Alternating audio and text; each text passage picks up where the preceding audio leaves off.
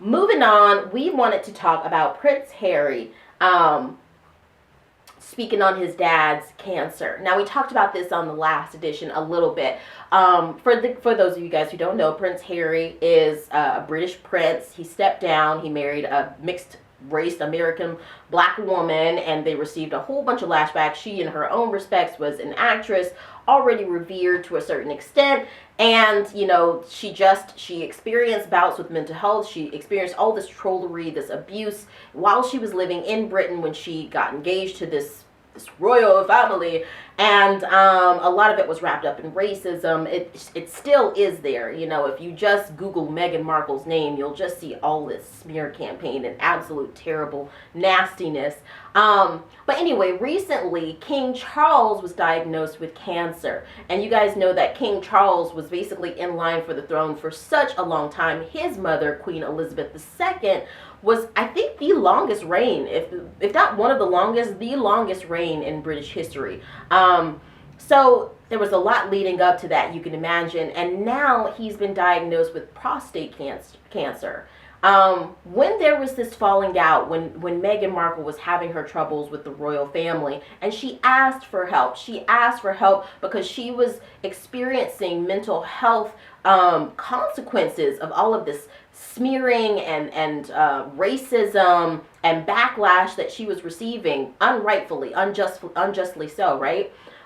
They refused it because, they've got this pomp and prestige about them, and they don't want to touch on those things. And so a lot of people who support Prince Harry and Meghan Markle, and that's non-exclusive with people who support Prince William and, Princess Kate, for example. I don't understand why that has to be one way or the other. It's like you support Prince Harry and Meghan Markle, the Sussexes, or you support, the Duke and Duchess of Cambridge, Prince William and Princess Kate, and I just don't, I think that's absolutely asinine and silly.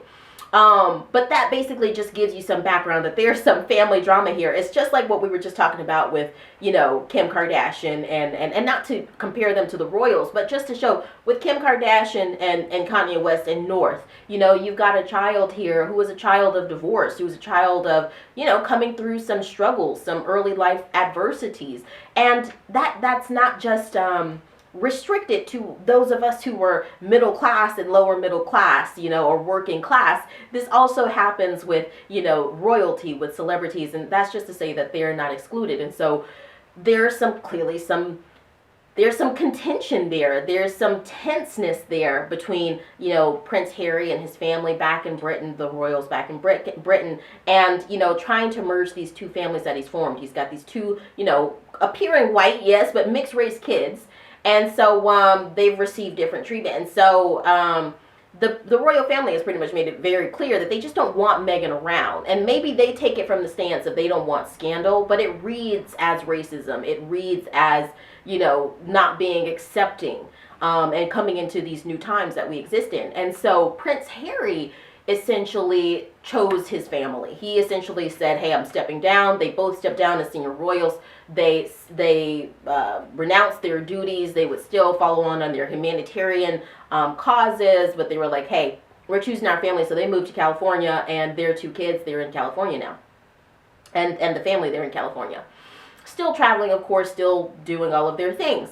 And when this diagnosis hit, Prince Harry apparently went straight there. And so I'm going to talk to you a bit about this very short but very impactful interview that Prince Harry recently gave. Now, I saw this interview on Entertainment Tonight, but I'm not completely sure if it was Entertainment Tonight who originally released it. It might have been Good Morning America. I'm not completely sure.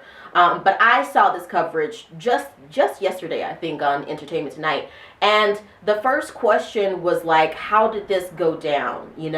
And he was like, my dad called me and gave me the diagnosis, and I got on a plane the next day. And that right there speaks to just how, straightforward Prince Harry is. He's got a heart of gold. He's really got his mother, Princess Diana, in him. But this interview was really short. I'm talking like 30 seconds, at least the coverage that I saw.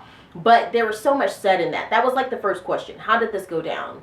And he's like, my dad told me about the diagnosis, and the next day I was on a plane. you know.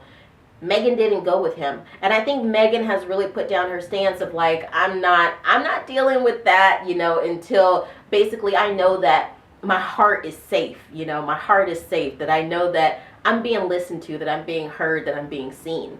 And I think that Prince Harry has really supported that this whole way. The next question was basically like, so how are you guys going to handle that emotionally? Do you think that's going to be a meeting of the hearts, you know? And the first thing that Prince Harry basically said was like, I'm not going to go into the details of my family issues with you, right? I love that he stands on his ground, on, you know, his right to have his privacy. They have been, you know, and when I say they, I mean the toxic tabloid media. They have been inundating and intrusive in his life, his entire life. And Meghan, that spilled over into her life consequentially. And so he's like, listen, I'm not going to go into details with you. And then the last question, and of course, I'm not quoting this. This is not quote by quote. I'm basically just summarizing this. The last question on this little coverage that I saw was, you know, sometimes when there's sickness, illness in the family, when there's a loss in the family, or when there's these big emotional moments, these big events that happens in families, it can bring families closer together. So he basically said, do you think that this will bring you all closer? Of course, with the insight that all of this has happened with the Sussexes. And, you know, Prince Harry basically says yes. He thinks that this will bring them together in the face of all that they've been through. Now, I wanted to read you this real quick, just to show you this split screen, you know, of Prince Harry and how he talks candidly. And there's not all this fluff, there's not all this sensationalism, you know, it's just real. Compared with the tabloid media, you know, the Daily Fails. That's what we call the Daily Mail. Okay, right? So this was from Celebrity. This is from February the 6th, 2024. It says, male. Okay, male, Duchess Meghan might be cautiously welcomed back to the UK. Okay, now they basically go through this whole spiel, and if you want, you can go and you can look this up, right? You can look this article up. I just want to go to that little part. Okay, so this is basically pulled from that little piece, and it's always from some unknown royal insider, right? How can we really trust that? So they say they're desperate for Meghan, Archie and Lilibet are Prince Harry and Meghan Markle's children, for those of you who don't know, to come to the UK. The palace has confirmed that Charles told each of his sons about his diagnosis personally. Okay, that's corroborated from what Prince Harry said.